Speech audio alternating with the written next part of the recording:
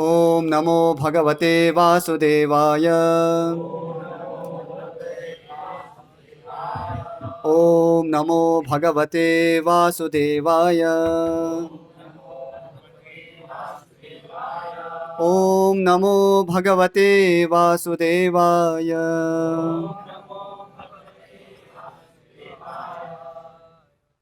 आज श्रीमद् भगवद गीता अध्याय 10 श्लोक संख्या 17 से चर्चा करेंगे।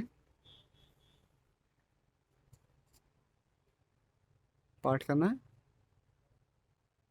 पारायण पीछे दोहराएंगे। अस्तु। तो मैं कहूँगा, मेरे पीछे श्लोक दोहराइएगा। कथं विद्यामहं योगीन्।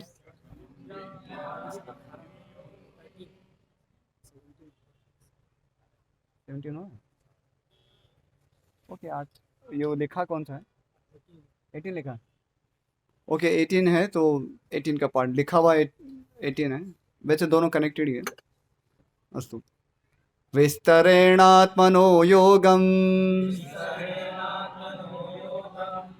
विभूतिं च जनार्दन भूयः कथय तृप्तिर्हि शृण्वतो नास्ति मे मृतम्।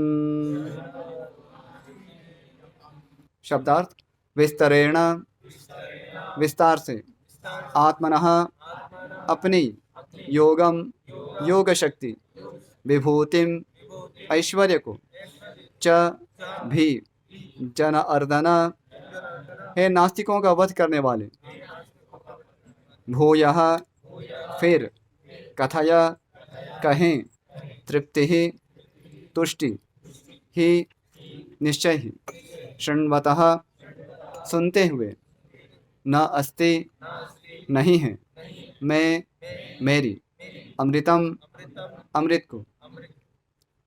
अनुवाद एवं तात्पर्य कृष्ण कृपा मूर्ति श्री श्रीमद् अभय चरणारविंद भक्ति वेदांत स्वामी प्रभुपाद।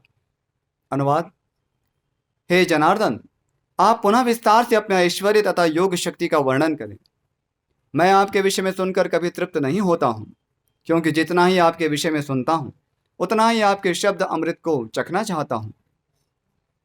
तात्पर्य: इसी प्रकार का निवेदन नैमिषारण्य के शौनक आदि ऋषियों ने सूत गोस्वामी से किया था। यह निवेदन इस प्रकार है: वयम तो न वितृप्याम उत्तम श्लोक विक्रमे यच्छृण्वताम रसज्ञानाम स्वादु स्वादु पदे पदे। अनुवाद: उत्तम स्तुतियों द्वारा प्रशंसित कृष्ण की दिव्य लीलाओं का निरंतर श्रवण करते हुए कभी तृप्ति नहीं होती, किंतु जिन्होंने कृष्ण से अपना दिव्य संबंध स्थापित कर लिया है वे पद पद पर भगवान के लीलाओं के वर्णन का आनंद लेते रहते हैं। श्रीमद् भागवत 1:1-19 से है। अतः अर्जुन कृष्ण के विषय में और विशेष रूप से उनके सर्वव्यापी रूप के बारे में सुनना चाहता है। जहाँ तक अमृतम की बात है, कृष्ण संबंधी कोई भी आख्यान अमृत तुल्य है और इस अमृत की अनुभूति व्यवहार से ही की जा सकती है।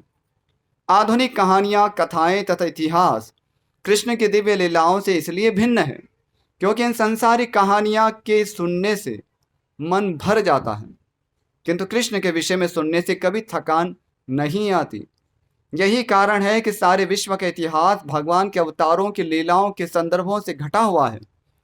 हमारे पुराण विगत युगों के इतिहास है जिनमें भगवान के विविध अवतारों की लीलाओं का वर्णन है। इस प्रकार बारंबार पढ़ने पर भी विषय वस्तु नवीन बनी रहती है। ओम अज्ञानतिमिरान्धस्य ज्ञानाञ्जनशलाकया चक्षुरुन्मीलितं येन तस्मै श्रीगुरवे नमः। श्रीचैतन्यमनोभीष्टं स्थापितं येन भूतले स्वयं रूपः कदा मह्यं ददाति स्वपदान्तिकं। वन्देऽहं श्रीगुरो श्रीयुतपदकमलं श्रीगुरून् वैष्णवांश्च। श्रीरूपं साग्रजातं सहगणरघुनाथान्वितं तं सजीवं साद्वैतं सावधूतं परिजनसहितं कृष्णचैतन्यदेवं श्रीराधाकृष्णपादान् सहगणललिता श्रीविशाखान्वितांश्च। हे कृष्ण करुणा सिंधो दीनबंधो जगतपते गोपेश गोपिका कांत राधा कांत नमोस्तुते। तप्त कांचन गौरांगी राधे वृंदावनेश्वरी वृषभानुसुते देवी प्रणमामि हरिप्रिये।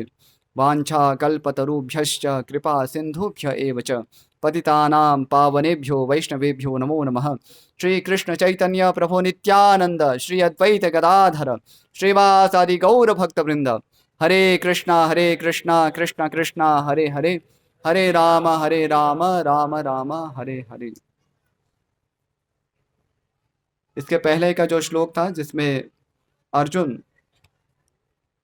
भगवान श्री कृष्ण से अपने विभूतियों का और विस्तार से वर्णन सुनना चाहते हैं। कथम विद्यामहं योगिं त्वां सदा परिचिन्तयन् केषु केषु च भावेषु चिन्त्योऽसि भगवन् मया।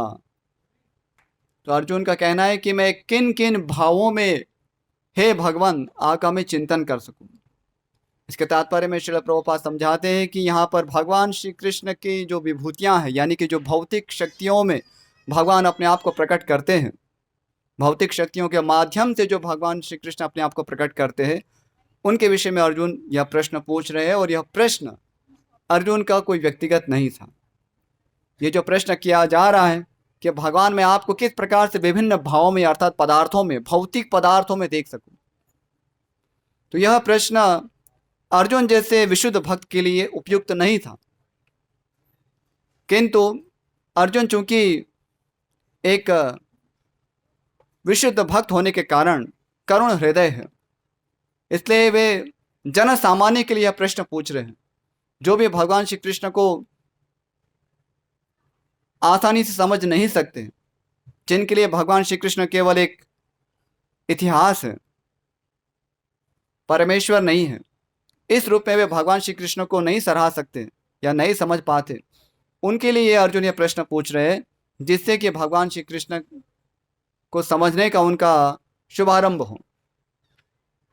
जैसे पिछली गत कक्षाओं में यदि कोई निरंतर रूप से आते होंगे तो सुना होगा कि इस प्रकार से भौतिक शक्तियों के माध्यम से हम किसी व्यक्ति को समझ सकते हैं। मैंने प्राइम मिनिस्टर का एग्जांपल दिया था। प्राइम मिनिस्टर है, इसका प्रमाण क्या है? तो वो उनकी योजनाओं के माध्यम से हम समझ सकते हैं। उदाहरणार्थ यदि कोई बांध है, उसको देख के यदि कोई कहे कि यह पीएम के कारण बना हुआ है, यदि कोई अस्पताल को देखकर कहे यह पीएम के कारण बना हुआ है, तो वो अन्य शब्दों में पीएम को जानने का वो तरीका बता रहा है। यदि किसी को विश्वास ही नहीं है कि पीएम नामक कोई व्यक्ति है, तो उसको ऐसे इनडायरेक्टली परोक्ष रूप से उसको समझाया जाता है कि ये पीएम की शक्ति के कारण ये संभव हो पा रहा है, ये अस्पताल पीएम के कारण बना है, ये बांध पीएम के कारण बना है। तो इस प्रकार से आप पीएम को जानिए। हम किसी पार्टी के पक्षधर नहीं है, लेकिन केवल उदाहरण से सिद्धांत समझा जा सकता है सरलता से, इसलिए उसका प्रयोग किया गया यहाँ। तो इसी प्रकार से अर्जुन यहाँ पर जन सामान्य के लिए प्रश्न पूछ रहे हैं, वो भी ऐसे जन सामान्य जो केवल भौतिक वस्तुओं को ही देख पाते हैं। उनके लिए परमेश्वर जो कि एक अचिंत्य शक्ति है, उनको समझ पाना उनके लिए बहुत कठिन होता है, उनके बुद्धि के अगम्य होता है। बुद्धि के अगम्य कैसे है? बुद्धि के अगम्य इस प्रकार है, चूँकि हम जो सामने अनुभव कर पा रहे हैं, अपने चर्म चक्षुओं से देख पा रहे हैं, उसी को ही मानने की हमारी आदत हो चुकी है। अपनी इंद्रियों से जो परे हैं, उन वस्तुओं का अस्तित्व होने पर भी हम उनमें श्रद्धा नहीं रखते या नहीं रख पाते। यह हमारी हृदय की कमजोरी है।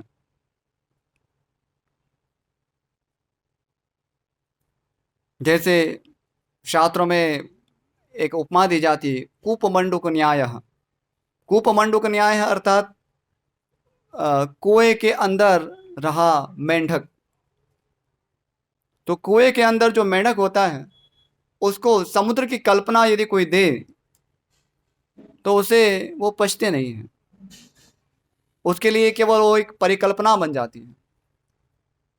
वो यही समझता है कि समुद्र यदि विशाल होगा भी, यदि होता भी है, तो वो शायद मैं जितना पेट फुला सकूं उससे कुछ 2 गुना या 4 गुना होगा, इससे बड़ा तो होगा नहीं, या अधिक से अधिक मैं जिस कुएं में रह रहा हूं इससे अधिक मोटा तो नहीं होगा, क्योंकि ये कुआं ही तो मेरा संसार है, यही तो सब कुछ है।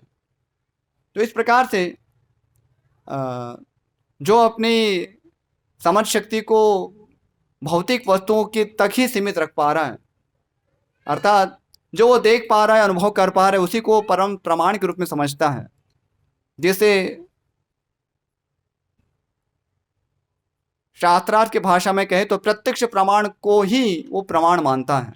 जो देख सकता है सामने से उसी को समझता है, तो वो अल्प बुद्धि व्यक्ति है। क्योंकि ऐसे सृष्टि में अनेक ऐसी शक्तियां हैं, अनेक ऐसी वस्तुएं हैं जो हमारे अनुभव से परे है, परंतु इसके कारण हम यह नहीं कह सकते कि उनका अस्तित्व नहीं है। उदाहरणार्थ, जैसे हमारे कानों के श्रवण की क्षमता जो है उसकी एक मर्यादा है। 20 हर्ट्ज से 20,000 किलो हर्ट्ज यहाँ तक हम सुन सकते हैं, ऐसा विज्ञान कहता है। पर क्या इससे नीचे और इससे परे क्या कोई ध्वनि नहीं होती है? अवश्य होती है, परंतु उस ध्वनि को सुनने की क्षमता हमें प्राप्त नहीं है। इस समय भी सूर्य विद्यमान है, आकाश में ही है। कौन विश्वास करेगा? जो यह जानता है कि सूर्य आकाश में किसी दूसरे कोने में विद्यमान है। सूर्य हमारे आंखों के सामने नहीं है, इसका अर्थ यह नहीं है कि सूर्य आकाश में विद्यमान नहीं है। बहुत सरल उदाहरण है। तो आज आप अमेरिका फ़ोन करें, आज तो टेक्नोलॉजी बढ़ गई है, तो अभी आप अमेरिका, न्यूयॉर्क या ऐसे कोई स्थान पर आप फ़ोन करें और पूछें क्या सूर्य उदय है वहाँ पर, क्या आकाश में सूर्य दिख रहा है आपको, तो आपको प्रमाण प्राप्त हो जाएगा। तो कहने का भाव यही है कि भगवान की अचिंत्य शक्तियाँ हैं, अनंत शक्तियाँ हैं, और उसको मापने का अधिकार हमें नहीं है, या उसके आधार पर हम ईश्वर के अस्तित्व पे प्रश्न चिन्ह करें, वो दृष्टता हमें नहीं करनी चाहिए। जिसकी खुद की इतनी सीमितताएं हों, इतनी लिमिटेशंस हो, वो यदि ऐसा दावा करे तो वो उसकी अपनी मूर्खता ही सिद्ध करता है। जैसे कुपमंडूक न्याय, कुएं का मेंढक अपने कुएं की जो गहराई है या चौड़ाई है, इसके आधार पर समुद्र का आकलन कर रहा है। तो इस प्रकार की जो मूर्खता है उससे हमें बचना चाहिए, और इसी से समाज को बचाने के लिए अर्जुन यहाँ पे प्रश्न कर रहे हैं, केशु केशु जो भावेशु चिंत्योसी भगवान मया, अर्थात किन किन भौतिक पदार्थों में, किन किन भावों के द्वारा, किन किन वस्तुओं के द्वारा मैं आपका स्मरण कर सकता हूँ, हे कृष्ण, हे भगवान। और फिर बता रहे आज के श्लोक में, विस्तरेण आत्मनो योगम विभूतिम च जनार्दन भूयः कथय। तो कह रहे हैं कि विस्तार से अपने विभूति का, यानी कि अपनी शक्तियों का वर्णन करें। तो कोई यहाँ प्रश्न पूछ सकता है कि विस्तरण यानी कि विस्तार से, तो क्या संक्षिप्त से भी कहा गया है? विस्तार से तो कब कहेंगे? जब संक्षेप से कुछ कहा गया हो। तो अब भगवत गीता उसके कुछ श्लोक पीछे पलटेंगे तो भगवान ने अर्जुन को संक्षेप से अपने विभूतियों का वर्णन कराया है।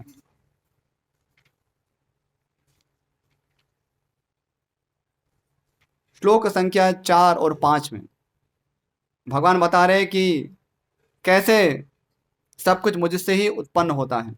बुद्धिर्ज्ञानम सम्मोहः क्षमा सत्यम दमः शमः सुखम दुःखम भवो भावो भयं च भयमेव च अहिंसा समता तुष्टिस्तपोदानम यशो यशः भवन्ति भावा भूतानां मत्त एव पृथक विधाः। इसका अनुवाद पढ़ेंगे। बुद्धि, ज्ञान, संशय तथा मोह से मुक्ति, क्षमा भाव, सत्यता, इंद्रिय निग्रह, मन निग्रह, सुख तथा दुख, जन्म मृत्यु, भय अभय, अहिंसा, समता, तुष्टि, तप, दान, यश तथा अपयश, जीवों के विविध गुण मेरे ही द्वारा उत्पन्न हैं। तो भगवान बता रहे ये सारे जो भाव है, भवंति भावा भूतानाम मत्त एव, यानी मुझसे ही सारे भाव उत्पन्न होते हैं। और अभी पूछ रहे हैं केशु केशु जो भावेशु चिंत्योसी भगवान मया। तो पहले उन भावों का वर्णन किया कि भगवान बुद्धि ज्ञान अहिंसा इत्यादि के द्वारा, इन शक्तियों के द्वारा जाने जाते हैं। और अभी और किन किन भावों से, इन भावों के अतिरिक्त और किन किन भावों से या किन किन भौतिक शक्तियों के माध्यम से समझे जा सकते हैं, तो वो प्रश्न पूछा जा रहा है। और विस्तरेण, विस्तार से कहने के लिए प्रार्थना कर रहे हैं। और एक विशेष शब्द का प्रयोग यहाँ पे हुआ है, जनार्दन। जो जनार्दन अर्थात यहाँ पे बताया गया कि जो नास्तिकों का वध करते हैं। नास्तिकों का वध अर्थात जो आसुरी प्रवृत्ति वाले हैं, जो ईश्वर की सत्ता को नकारते हैं, तो उनको भगवान उनका विनाश करते हैं। और इसी कारण जनान अर्दयति इति जनार्दनः, यानी कि जो लोगों का यानी अपने शत्रुओं का नाश करते हैं, उनको पीड़ित करते हैं। यानी विशेष रूप से यहाँ पर असुरों के विषय में ये कहा गया है कि जो असुरों का नाश करते हैं तो वे भगवान जनार्दन हैं। और बता रहे आगे कि भूयः, बारंबार कहिए, पुनः पुनः कहिए, क्योंकि तृप्तिरे शृणोतो नास्ति मे मृतम। तो मुझे आपके मुखारविंद से जो वचन कहे जा रहे हैं उससे मेरी तृप्ति नहीं हो रही है। और इसी को ही आज के तात्पर्य में श्रील प्रभुपाद समझाते हैं कि किस प्रकार से जो कृष्ण विषयक वस्तुएं हैं, यानी कि जो आध्यात्मिक वस्तुएं हैं, उसकी दिव्य प्रकृति होती है, तो वे सांसारिक जो विषय हैं उसके तुल्य नहीं होती हैं। यहाँ पे जैसे बताया गया है कि कोई भी अन्य कोई यदि सांसारिक विषय जो है, कोई भी कहानियाँ है, कथाएं जो काल्पनिक है, जैसे सुपरमैन है, स्पाइडरमैन है, हैरी पॉटर है, ऐसे बहुत सारी हम कहानियाँ सुनते रहते हैं। हाँ, परंतु ये सारी कहानियाँ चूँकि काल्पनिक है, इसलिए उससे हमारा मन भर जाता है, यानी ऊब जाता है। एक समय के बाद हम उसमें अपना इंटरेस्ट खो देते हैं। तो कुछ समय पे तो ऐसा लगता है कि बस इसको देखते ही रहेंगे। ऐसा हमारे साथ कई बार हुआ है ना। विशेष रूप से जो युवा है, ऐसा लगता है कि बस ये फैशन तो लगता है बहुत लंबी चलेगी, है ना। किसी विशेष प्रकार के वस्त्र पहनेंगे या किसी विशेष प्रकार के कोई चश्मे पहनेंगे या किसी विशेष प्रकार की केश सज्जा करेंगे, और ऐसा लगेगा कि बस यही करेंगे। और क्या होता है, थोड़े समय के बाद वो वेशभूषा बदल जाती है, केश सज्जा बदल जाती है, वो कपड़े की स्टाइल बदल जाती है। तो ऐसा क्यों होता है? क्योंकि ये सारे सांसारिक पदार्थ हैं, भौतिक पदार्थ हैं। और इस प्रकार से कोई भी कहानी हम ले लीजिए, लोगों को बहुत नॉवेल्स पढ़ने का शौक होता है, तो कुछ न कुछ नॉवेल्स पढ़ते रहते हैं जो कभी घटित ना हुई हो, किसी की कपोल कल्पना हो, ऐसे कथाओं को सुनते रहते हैं, न जाने इसमें क्या आनंद प्राप्त होता है। पर उससे भी एक समय के बाद अतृप्ति हो जाती है, यानी ऐसा लगता है कि बोरिंग लगने लगता है। तो ये सांसारिक विषयों का स्वभाव है। इसके विपरीत जो भगवान श्री कृष्ण विषयक जो कथा है या भगवान श्री राम विषयक कथा है, भगवान के जो भी अवतार है, भगवान श्री कृष्ण है, भगवान श्री राम है, भगवान नृसिंह है, भगवान वामन देव है, तो भगवान ने जो भी लीलाएं की हैं उन सबको हम आज भी सुनते रहते हैं। प्रतिवर्ष हम जन्माष्टमी मनाते हैं, प्रतिवर्ष रामनवमी मनाते हैं, दीपावली मनाते हैं। तो इसमें हम भगवान की विभिन्न लीलाओं का श्रवण करते हैं, और उसका प्रभाव क्या है, वयम तो न वितृप्याम उत्तम श्लोक विक्रमे यक्षुण्वतानाम रसज्ञानाम स्वादु साधु पदे पदे। तो जो ऋषिगण हैं या जो भगवान के भक्त हैं, वे भगवान की लीलाओं का प्रति क्षण श्रवण करते रहते हैं, आस्वादन करते रहते हैं, क्योंकि ये वास्तविक आस्वादनीय वस्तु है। जो संसार के जो अन्य जो विषय हैं वो नीरस हैं। नीरस क्यों है? क्योंकि वो सब असत पर आधारित है। असत ग्रहात। असत किसे कहते हैं? असत यानी कि जो क्षणिक है, जिसका अस्तित्व क्षणिक है। तो जो क्षणिक अस्तित्व है उसके विषय में आप कितना भी श्रवण करेंगे, हम उससे अ, उससे हम हमारा मन ऊब जाएगा, क्योंकि हम सनातन हैं, हमारा अस्तित्व सनातन है। और इतना ही नहीं, हमारा अस्तित्व शुद्ध है, पवित्र अस्तित्व है, क्योंकि हम पवित्र परमात्मा के अंश हैं। ममे वांशो जीव भूते जीव लोकस सनातन हम। तो भगवद गीता में भगवान श्री कृष्ण स्वयं अपने मुखारविंद से कहते हैं कि जीव जो है मेरा अंश है। तो भगवान के अंश होने के नाते हम पवित्र हैं, क्योंकि भगवान पवित्र है। परम ब्रह्म परम धाम पवित्रम परमम भवान पुरुषम शाश्वतम दिव्यम आदिदेवम अजम विभुम। तो भगवान परम पवित्र है और जीव भी परम पवित्र है, क्योंकि भगवान का अंश है। इसलिए उसे किसी ऐसी कथा में रुचि नहीं होगी जो क्षणिक हो और जो अपवित्र हो। कोई भी ऐसी कथा जो अपवित्र है, उस कथा में उसकी रुचि अधिक समय तक नहीं टिकेगी। इसको आप चाहे अनुभव करके सीखिए, या ऑब्जर्व करके देखिए, या शास्त्र प्रमाण से उसको समझिए, वो कभी भी संतुष्ट नहीं हो पाएगा। इसलिए ये भगवद गीता का ज्ञान हमें ये सिखाता है।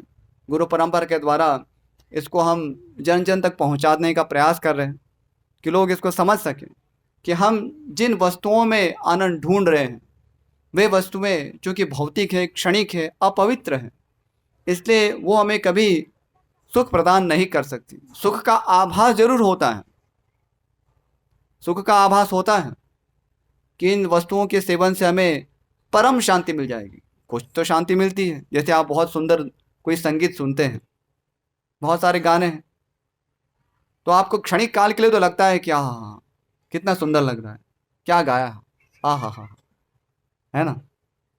लेकिन थोड़े समय के बाद, 5 मिनट के बाद, अरे अब क्या, नेक्स्ट क्या, व्हाट इज नेक्स्ट।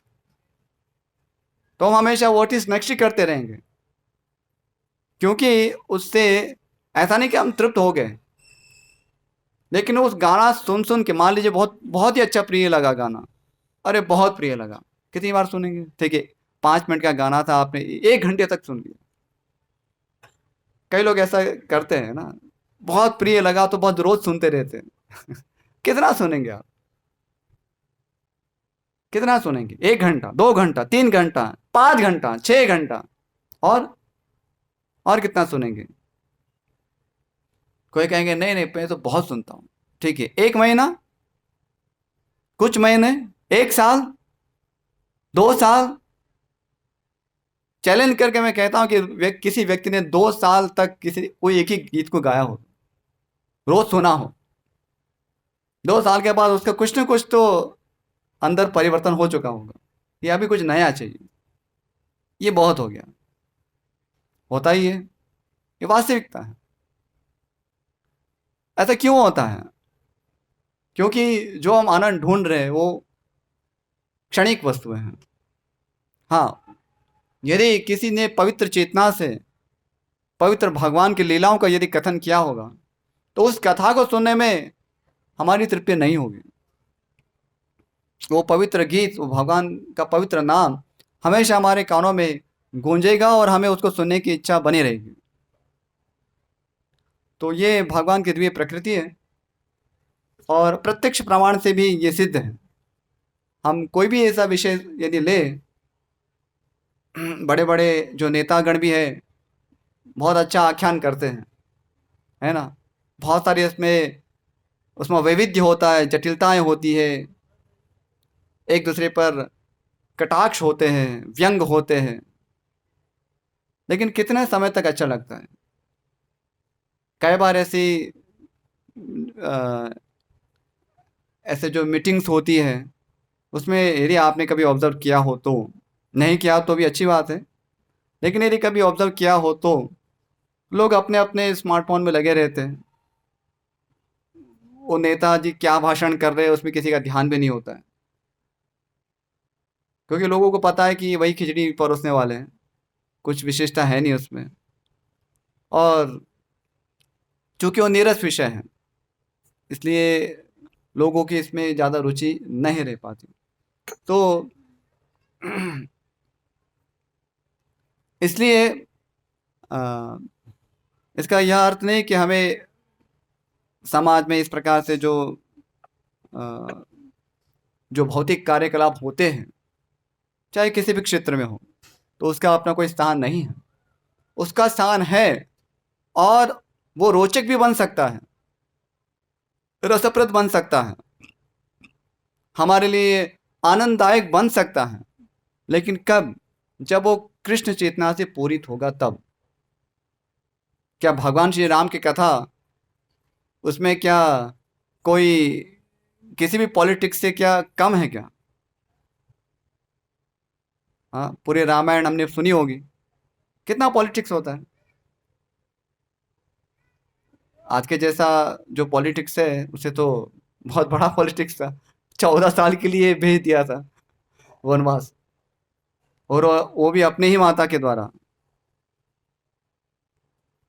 सो कितना पॉलिटिक्स था, लेकिन फिर भी आज भी हम रामायण सुनते हैं तो वही नवीनता का अनुभव होता है, वही मधुरता का अनुभव होता है, वही दृश्य हमारे आंखों के सामने ऐसा लगता है जैसे अभी घटित हो रहा हो। तो ये भगवान की दिव्य प्रकृति है।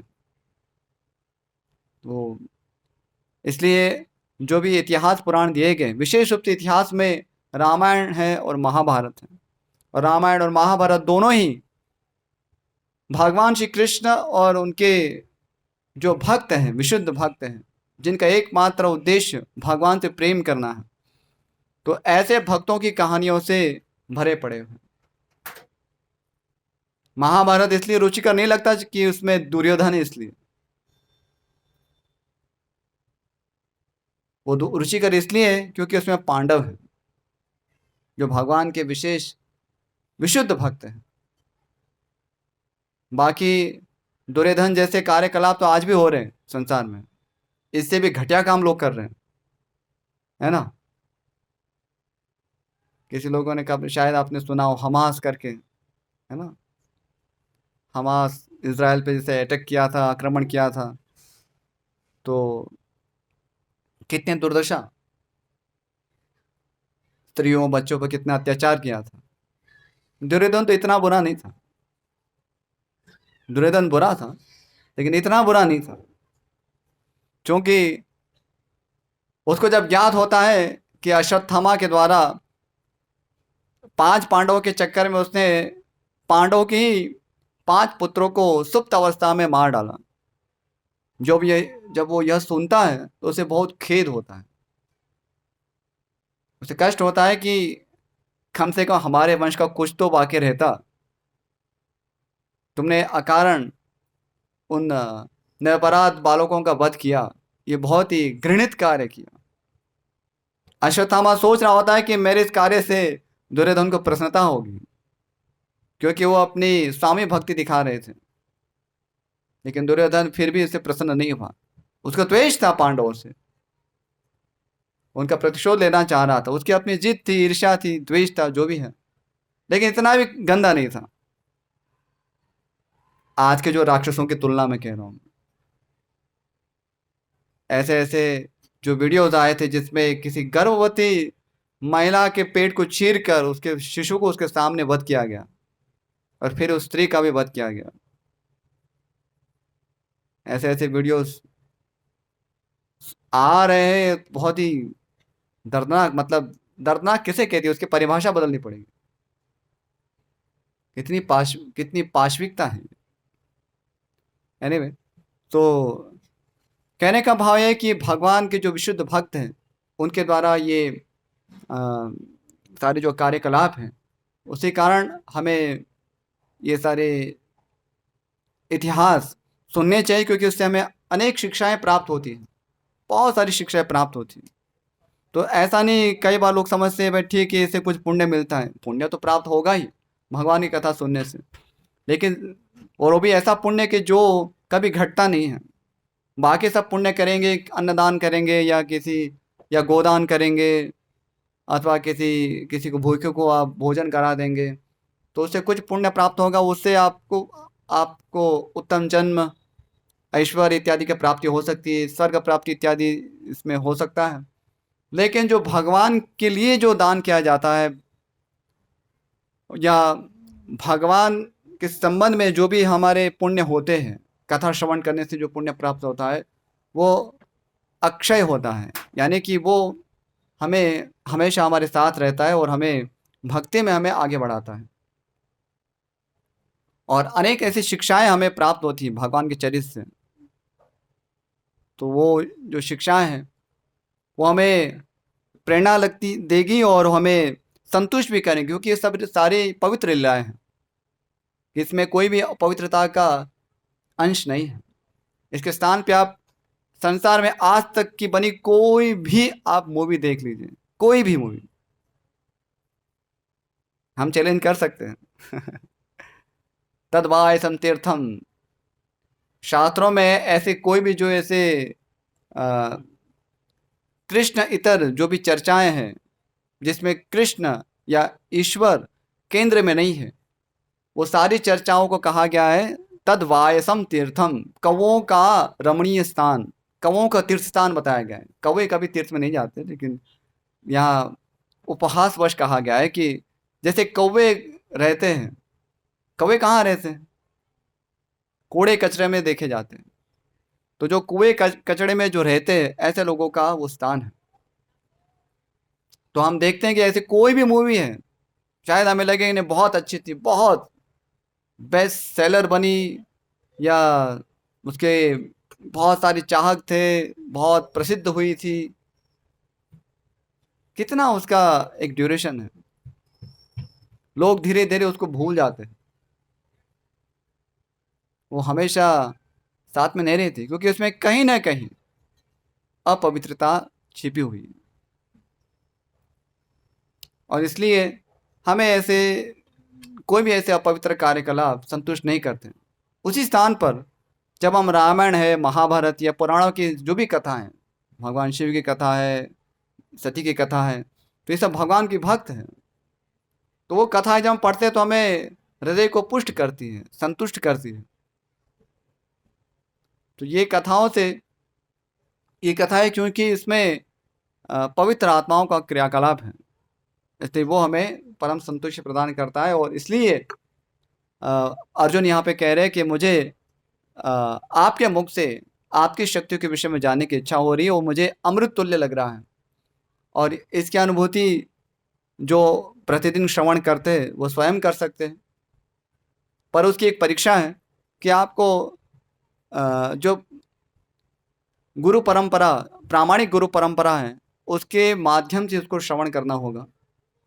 यदि आप किसी भी व्यक्ति से ईश्वर के विषय में सुनना चाहेंगे तो वो इतना प्रभाविक नहीं होगा, क्योंकि इसमें व्यक्ति के अपने निजी जो अनर्थ है, लाभ, पूजा, प्रतिष्ठा, या भगवान के प्रति कहीं ना कहीं ये अपराध की भावना है, तो इसके कारण वो भगवत कथा उसका वास्तविक फल प्राप्त नहीं होगा। बहुत सारे ऐसे प्रोफेशनल रिसाइटर्स हैं भागवत कथा के, भागवत कथाकार होते हैं, तो सभी भागवत कथाकार एक जैसे नहीं है, लेकिन कहने का भाव है कि ऐसे कुछ है जो केवल लोगों के मनोरंजन के लिए कथाएं कहते हैं, लेकिन फिर लोग उस कथाओं को भी भूल जाते हैं, उस कथाकार को भी भूल जाते हैं, और उससे जीवन में कुछ भी उतार नहीं पाते। तो इस प्रकार से कथा श्रवण ना करें, जो भगवान के द्वारा अप्रूव्ड है, प्रामाणिक है, ऐसे गुरु शिष्य परंपरा से इन कथाओं का श्रवण करें। जैसे ब्रह्म, रुद्र, श्री और कुमार, ये 4 प्रामाणिक संप्रदाय बताए गए हैं कलयुग में। तो जो ब्रह्मा जी के द्वारा शुरू होने वाला जो संप्रदाय है, उसमें ही हमारी ये संस्था है। तो प्रति रविवार ये अवसर सभी को प्रदान किया जा रहा है। इनफैक्ट प्रतिदिन ये अवसर है। सुबह में हमारे यहाँ भागवत कक्षा भी होती है। जो लोग सीधा यहाँ आके श्रवण नहीं कर सकते तो वे ऑनलाइन के माध्यम से आप ऑनलाइन प्रवचन भी सुन सकते हैं। तो इसको सभी जानने का प्रयास करें विस्तार से, क्योंकि ये भगवान की लीलाएं हैं और इससे हमें बहुत कुछ सीखना है। इस संसार में किस प्रकार से रहना है और सुख पूर्वक रहना है, और इस जीवन के अंत के बाद भी कैसे हम सुखपूर्वक रह सकते हैं। बहुत सारे हमारे प्रश्न होते हैं संसार में। आज के जो इतनी सारी विपरीत परिस्थितियां हैं, कैसे हमें इसके साथ हमें कैसे इसके साथ डील करना चाहिए, तो बहुत चैलेंजिंग हो सकता है। अर्जुन के लिए भी बहुत चैलेंजिंग परिस्थिति थी, महाभारत का युद्ध। तो ऐसे चैलेंजिंग परिस्थितियों से डील करने के लिए ही भगवान का उपदेश है। तो भगवान की लीलाएं, भगवान का उपदेश, दोनों में कोई भेद नहीं है, तो वो एक ही है। क्योंकि भगवान की जो लीला है उसमें भगवान का उपदेश होता ही है। तो इसको आप विस्तार से जानने का प्रयास करें। समय की भी मर्यादा है, इसलिए मैं और अधिक इसमें विस्तार तो नहीं करना चाहूँगा।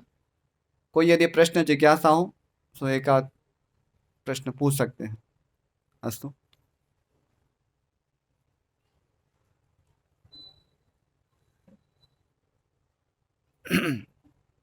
और जो लोग जिनके पास भी श्रीमद् भगवद गीता यथारूप यदि नहीं है, तो मेरा निवेदन है कि आप कृपया अपने घर में भगवद गीता यथारूप इसलिए लिखा जाता है क्योंकि इसमें ये प्रामाणिक गुरु परंपरा के द्वारा प्रकाशित हुई है और इसमें कोई भी स्वगत विचार नहीं है, अपने कोई निजी विचार नहीं है। भगवान श्री कृष्ण जिस प्रकार से अर्जुन को गीता सुनाए थे, उसी को ही व्यावहारिक रूप से कैसे जीवन में उतारना है, तो ये सब उसमें विस्तार से बताया गया है। तो इसको आप पढ़िए, अपने स्वयं के लिए समय निकालिए। आप ऑलरेडी निकाले ही है, लेकिन उसको और सिस्टमेटिक ऑर्गेनाइज वे से उसको कीजिए। क्योंकि क्या है कि समाज में समस्याएं तो बनी रहेगी। हमारी व्यक्तिगत स्तर पे समस्या होगी, सामाजिक स्तर पे होंगी, पारिवारिक स्तर पे होंगी। तो यदि हम इस ज्ञान से परिचित नहीं हैं तो हम हमेशा अज्ञान के कारण उलझे रहेंगे। हम परिस्थितियों के साथ सही डील नहीं कर पाएंगे और अल्टीमेटली हम दुखी होंगे, और जब हम स्वयं दुखी होंगे तो हम दूसरों को भी दुखी करेंगे। जो स्वयं डिस्टर्ब होता है और दूसरों को डिस्टर्ब करता है, ये सीधा सा गणित है।